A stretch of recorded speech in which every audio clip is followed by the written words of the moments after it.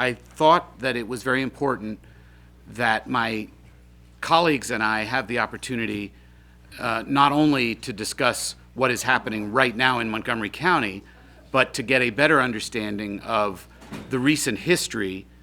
What are the circumstances that cause these young people who are now in Montgomery County to flee? Why did they feel that they were threatened? And to put the experience in context, what have they been through both in their country of origin as well as what are they experiencing here? So I had the experience of traveling to El Salvador during the war, and I spent one of the most harrowing weeks of my life. Never had been surrounded by guys with machine guns before. That's an experience I don't recommend for people very easily.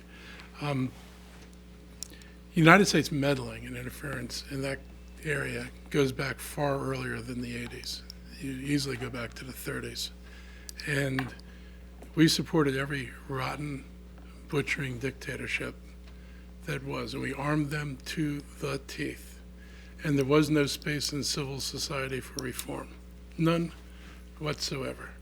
So I don't lump guerrilla groups as some kind of criminal enterprise. I think, as fundamental as it was to the American Revolution, where the government doesn't serve its ends, people have a right to abolish it.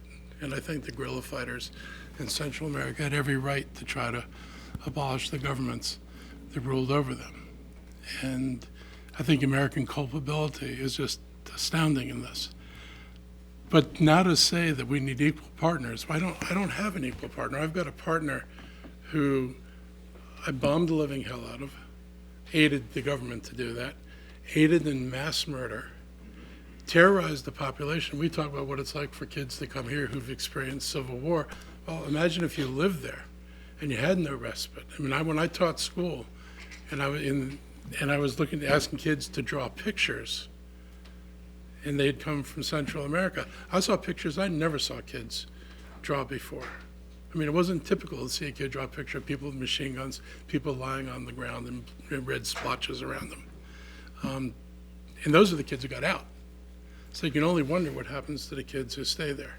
So I agree with my colleagues that we bear a special burden. I expect El Salvador to do what they need to do, but I expect the U.S. to acknowledge that if you broke it, you have an obligation to fix it, and that we really need to put money in there. And I got to say that the peaceful path, which I think everybody wishes intellectually it was possible, the idea of going in and rebuilding a village and reclaiming youth who've been exposed to this takes years and years and years.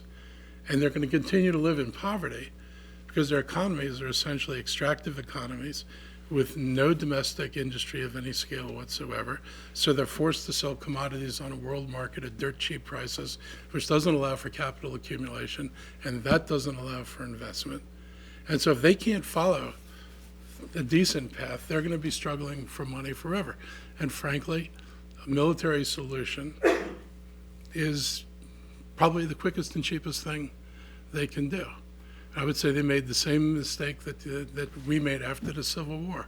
Why you would leave slaveholders and traders in place in the aftermath of a war and allow them to walk back into political power and expect anything different than what they did when they were in power before they lost is a problem. And you have people who have not been held accountable, who were free to, who were in the death squads, who were free to continue their activities. Reconciliation's a nice word, but reconciliation sometimes leaves too many really awful human beings in positions to continue the kind of stuff they did before. And reconciliation didn't mean they ever reconciled themselves to the FMLN actually being in power. And I don't believe they ever accepted that. And so I just, it's easy to criticize the government for not, doing marvelous education programs that would raise the level of everybody in the country. But if we expect them to do that, we, I think, owe some debt to make that possible. And I don't see economically how any of the third world countries who have suffered under the regimes that we helped put in place and maintain in place have the economic resources to undo the damage, which we did so blithely. So, I mean, I think everybody would like a nice way out of this. But I'm not going to criticize people who are dealing with folks who really have no interest in a nice way out of it anyway.